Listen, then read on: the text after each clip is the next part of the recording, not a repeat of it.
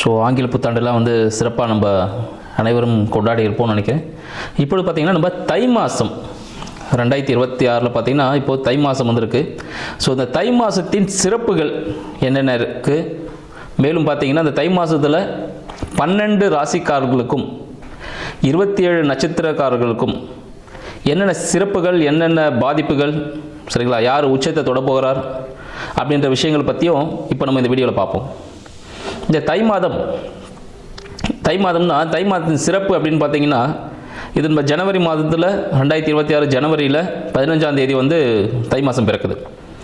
So அப்படி பார்த்தா வியாழக்கிழமை குரு பகவான், ஸோ குரு தினத்தில் தை மாதம் பிறக்குது. ஸோ எல்லாருக்கும் செல்வ செழிப்புகள் ஏற்படும், பொருளாதாரத்தில் மிகப்பெரிய மாற்றங்கள் ஏற்படும் சொல்லலாம். மேலும் பார்த்தீங்கன்னா இதுலேயே பார்த்தீங்கன்னா இந்த மாதம் தை மாதத்தில் பார்த்தீங்கன்னா 18ஆம் தேதி ஜனவரி 18 தை அமாவாசை வருது. ஸோ தை அமாவாசை, தை மாதம்னாலே தட்சிணாயனம் முடிந்து உத்தராயண காலம் தொடங்குதுன்னு சொல்லலாம். ஸோ அந்த உத்தராயணம் தட்சிணாயனம் எல்லாருக்கும் தெரிஞ்சிருக்கும். நம்ம தேவர்களுக்கு இந்த காலை பொழுது, இந்த மார்கழி மாதம் பார்த்தீங்கன்னா லாஸ்ட் மாதம், சரிங்களா, போன மாதம் மார்கழி மாதம் என்னவாக இருக்கும்னு பார்த்தீங்கன்னா அவங்களோட காலை பிரம்ம முகூர்த்த நேரம் சொல்லுவோம். பிரம்ம முகூர்த்தம் முடிஞ்சு இந்த தேவர்களுக்கு இப்போ என்ன இருக்குது, காலை விடியற் காலை பொழுது தான் அந்த உத்தராயண காலம் ஸ்டார்ட் ஆகுது தை மாதம். ஸோ இந்த காலகட்டத்தில் வந்து பார்த்திங்கன்னா இந்த காலகட்டம் எல்லாருக்குமே, எல்லா ஜீவராசிகளுக்குமே பார்த்திங்கன்னா இந்த காலகட்டம் தான் ஒரு எழுச்சி மிக்க ஒரு நாளாக இருக்கும்னு சொல்லலாம் இந்த மாதம் முழுக்க.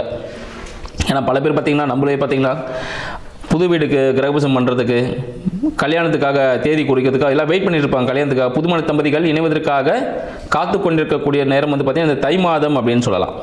ஸோ இந்த தை மாதத்துக்காக அனைவருமே ஏன்னா கதிர் அறுப்பாங்க, பொங்கல் திருவிழா இருக்குது, உழவர் திருவிழா மிகவும் சிறப்பான ஒரு விஷயம்.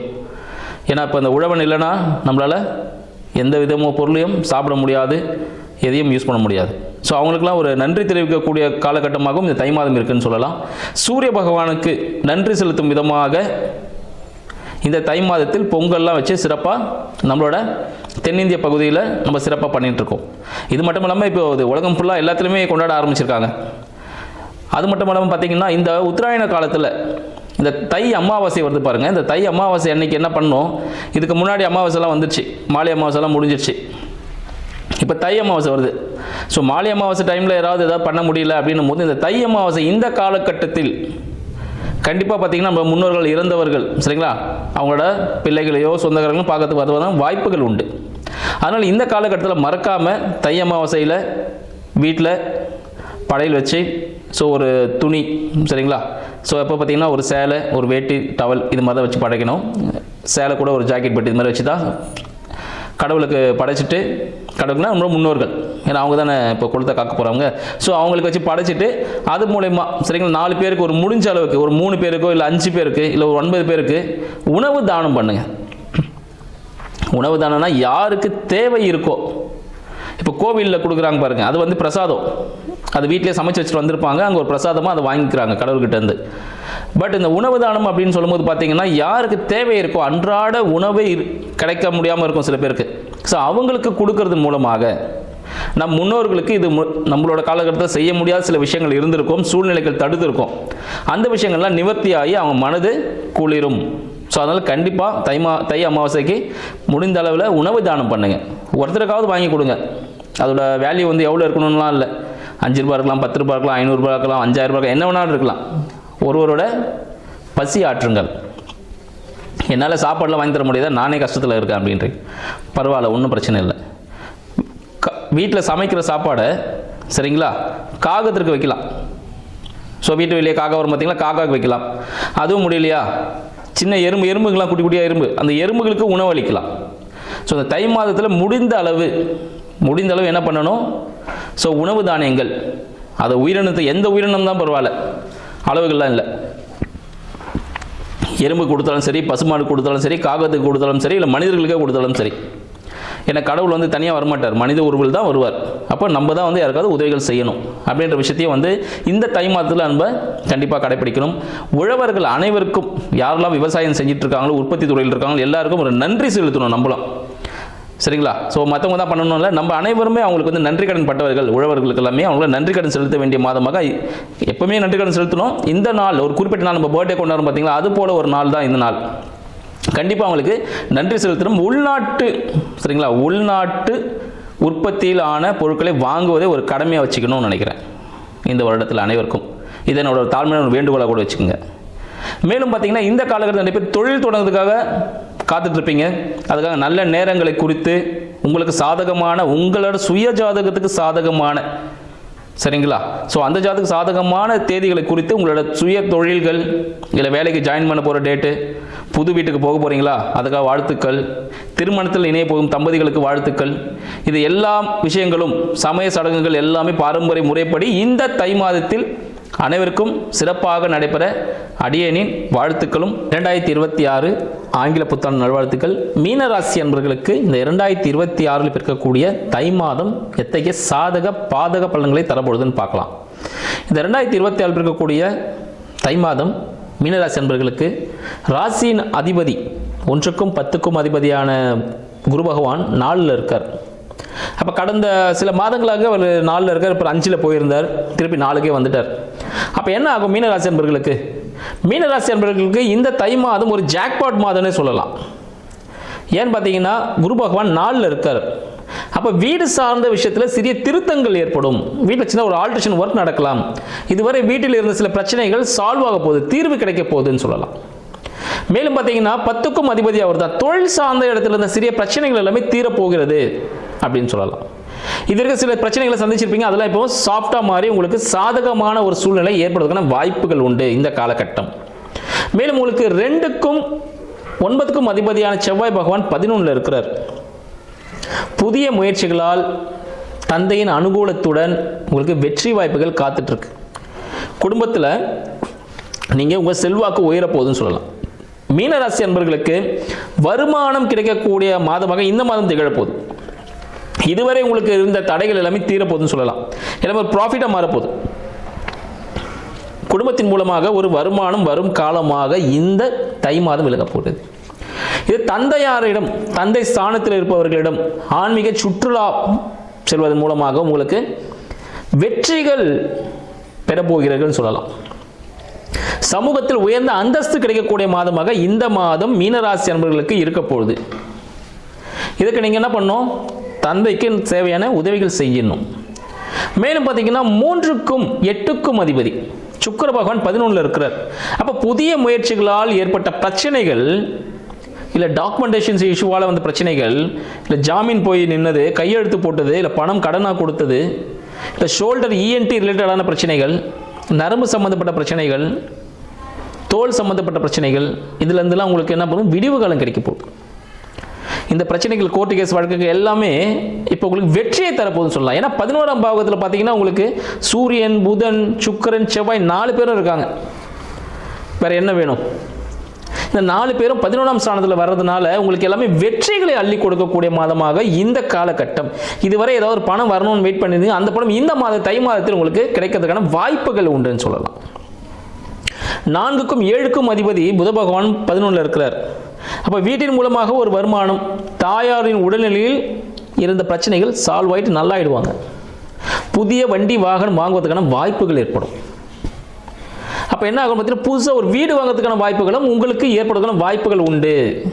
வாடிக்கையாளர்களின் வருகை அதிகரிக்கும். ஒரு தொழில் செய்பவராக இருந்தால் வாடிக்கையாளர் அதிகமாக வருவாங்க. அப்போ பிஸ்னஸில் நீங்கள் 2வது பிரான்ச், 3வது பிரான்ச் போகிறதுக்கான, 10வது பிரான்ச் போகிறதுக்கான வாய்ப்புகள் இந்த காலகட்டம் தை மாதம் உங்களுக்கு வழிவிட்டிருக்கு. தை பிறந்தால் வழி பிறக்கும். இந்த தை மாதம் உங்களுக்கு அத்தகைய பலனை தர காத்துட்ருக்குன்னு சொல்லலாம். 5ஆம் அதிபதியான சந்திர பகவான். அப்போ என்ன இருக்கும்? மனத்தில் ஒரு குழப்பம் இருக்கும். ஒரு தெளிவான முடிவு எடுக்க முடியாமல் இருப்பீங்க. இது செய்யலாமா கரெக்டாக, இல்லை அது செய்யலாமா கரெக்டாக, அந்த குழப்பமான ஒரு முடிவுகள் உங்களுக்கு எதை எடுக்குதுன்னு தெரியாமல் இருக்கும். அப்போ உங்களோட வாழ்க்கை துணையின் உதவியுடன் அந்த செயல்களை செய்யும் பொழுது அது உங்களுக்கு சாதகமாக கிடைக்கும். ஏன்னா 4க்கும் 7க்கும் அதிபதி இல்லை. அப்போ சுகபோக வாழ்வு வீட்டில் இருப்பவர்களாக இருந்தால் உங்களோட வாழ்க்கை துணை தான். அவங்களோட உதவியோடு செய்யும் பொழுது அது உங்களுக்கு ஒரு சிறந்த பலனை கொடுக்கும்னு சொல்லலாம். மேலும் 6ஆம் அதிபதி தொழில் வெற்றி, வேலையில் ப்ரமோஷன், போட்டித் தேர்வுகளில் வெற்றி, இவங்க எல்லாம் 11ல் இருக்கிறாங்க. அப்போ ஒரு போட்டித் தேர்வு எழுதுபவராக இருந்தால் இந்த காலகட்டத்தில் உங்களுக்கு அரசாங்க பணிகள் கிடைப்பதற்கான வாய்ப்புகள் அதிகம். போட்டித் தேர்வில் வெற்றி பெறுவதற்கான வாய்ப்புகள் அதிகம். பேங்க் லோன் எதுனா வேணும்னா பேங்க் லோனும் கிடைக்கும் இந்த காலகட்டத்தில். மேலும் பார்த்தீங்கன்னா உங்களுக்கு 8ஆம் அதிபதி சுக்கிரன். ஆல்ரெடி சொல்லியிருந்தோம், கோர்ட்டு கேஸ் வழக்கில் உங்களுக்கு சாதகமாக கிடைக்க போகுதுன்னு சொல்லிட்டு. மறைமுக வருமானம் வரும். இதுவரை நீங்கள் சேர்த்து வச்சதெல்லாம் ஒரு பெரிய அமௌண்ட்டாக உங்களுக்கு கிடைக்க போகுது. இன்சூரன்ஸ் எதனா போட்டு வச்சதுன்னா அந்த தொகையும் உங்களுக்கு கிடைக்க போகுதுன்னு சொல்லலாம். சரிங்களா? இதுவரை நீங்கள் பட்ட கஷ்டத்துங்கள், பெரிய கண்டங்கள்லாம் சந்திச்சிருப்பீங்க. வாகன விபத்து ஏற்பட்டிருக்கும், ஒரு ஆப்ரேஷன்ஸ் கூட நடந்திருக்கலாம். இந்த விபத்துகளில் ஏற்பட்டதில் ஒரு அனுபவம் அந்த கண்டங்களை தீர்ந்து ஒரு நல்ல நிலைக்கு அனைவரும் பாராட்டக்கூடிய ஒரு இடத்திற்கு செல்ல போகிற சொல்லலாம். சரி, குழந்தைகள் பிறக்குமா? குழந்தை பிறப்பு கண்டிப்பாக உண்டு. இந்த காலகட்டத்தில் மீனராசி அன்பர்களுக்கு குழந்தை பிறப்பு ஏற்படும் ஒரு காலமாக விளங்குது. பட் மருத்துவ உதவியுடன் தான் பிறக்கும். சரிங்களா? மருத்துவரை ஆலோசித்து அந்த ட்ரீட்மெண்ட்டை எடுத்தீங்கன்னா மீனராசி அன்பர்களுக்கு குழந்தை பிறக்கும். திருமணம் நடைபெறுமா? திருமணம் நடைபெறும். மீனராசி அன்பர்களுக்கு இந்த காலகட்டத்தில் திருமணம் நடைபெறும். தடைப்பட்ட திருமணங்கள் நடைபெறும். மேலும் இரண்டாம் திருமணத்திற்காக காத்து கொண்டிருக்கக்கூடிய மீனராசி அன்பர்களுக்கு இந்த காலகட்டத்தில் இரண்டாம் திருமணம் நடைபெறும். மூன்றாம் திருமணம் தான் இந்த காலத்தில் நடக்கும். ஏன்னா மீனராசி அன்பர்களுக்கு 7ஆம் அதிபதியும் என்ன பண்ணுறாரு? 11ல் இருக்கிறார். அப்போது பார்த்தீங்கன்னா கண்டிப்பாக எப்படி இருந்தாலும் மீனராசி அன்பர்களுக்கு திருமணம்ன்றது இந்த காலத்தில் நிச்சயிக்கப்படும். நிச்சயிக்கப்பட்ட திருமணங்கள் தை மாதம் நடந்தே தீரும். அதில் எந்த விதமான தயக்கமும் வேண்டாம். மேலும் பார்த்தீங்கன்னா தடைப்பட்ட திருமணங்கள் ஒரு நிச்சயத்தை பண்ணியிருப்பாங்க, அப்புறம் வேணான்னு விட்டுருப்பாங்க. ஸோ அதுபோல் இருக்க திருமணங்கள் இந்த காலகட்டத்தில் திரும்பவும் நடப்பதற்கான வாய்ப்புகள் உண்டு. அப்போ கன்ஃபார்மாக தை மாதத்தில் திருமணம் நடக்கும். இந்த ஆண்டில் கண்டிப்பாக திருமணம் இருக்குது மீனராசி என்பவர்களுக்கு. தொழில் அமையுமா? வேலை சார்ந்த பிரச்சனைகள். ஸோ தொழிலில் மாற்றம் ஏற்படுவதற்கான வாய்ப்புகள் உண்டு. தொழில் மாற்றம்னா ஒரு இப்போ டாட்டாவில் இருந்தார் பார்த்தீங்கன்னா அவர் ஒரு 48 நினைக்கிற கம்பெனிஸ் வச்சிருந்தார். டிஃப்ரெண்ட் ஃபீல்ட்ஸ் எல்லாமே வேற ஒரு ஃபீல்டு. ஆட்டோமொபைல் ஃபீல்டு வேறு, அக்ரிகல்ச்சர் ஃபீல்டு வேறு, எலக்ட்ரானிக் ஃபீல்டு வேறு. இது போல் அடுத்த ஒரு பரிணாமத்தில் இன்னொரு ஃபீல்டுக்குள்ளே நீங்கள் நுழைவதற்கான வாய்ப்புகள் அதிகம். வேலை செய்யக்கூடிய மீனராசி அன்பர்கள் வேலை மாற்றம் ஏற்படும். வேலை செய்யக்கூடிய மீனராசி அன்பர்களுக்கு வேலை மாற்றம் கண்டிப்பாக ஏற்படுவதற்கான வாய்ப்புகள் உண்டு. மேலும் மீனராசி அன்பர்கள் வீட்டில் பார்த்தீங்கன்னா ஒரு சில வாஸ்து குறைபாடுகள் ஏற்பட்டிருக்கும். இல்லை வீட்டு சம்பந்த இடத்துல சில பிரச்சனைகள் ஏற்பட்டிருக்கும்.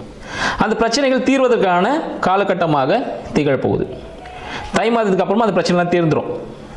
வாஸ்து சம்பந்தப்பட்ட பிரச்சனைகள் ஏதாவது சிறிய இடர்பாடுகள் இருக்கலாம். இல்லை வீட்டில் பார்த்தீங்கன்னா ஒரு சில்ல உடைச்சிட்டு சில விஷயங்கள் செய்ய வேண்டிய கட்டாயம் ஏற்படுறதுக்கான வாய்ப்புகள் உண்டு. இது தை மாதத்தில் நடப்பதற்கான வாய்ப்புகள் மீனராசி அன்பர்கள் இருக்குது. ஸோ அது பார்த்தீங்கன்னா உங்களுக்கு ஒரு ப்ளஸ் பாயிண்ட்டாக தான் அமையும். எனவே ஷேர் மார்க்கெட்டில் இருக்கீங்க, ஷேர் மார்க்கெட்டில் இருக்கக்கூடிய மீனராசி அன்பர்கள் அப் அண்ட் டவுன்ஸ் இருந்துகிட்டே இருக்கும். அதனால் கொஞ்சம் ஜாக்கிரதையாக இருங்க. இந்த காலகட்டத்தில் எதையும் நீங்கள் வாங்க வேண்டாம், விற்கவும் வேண்டாம்.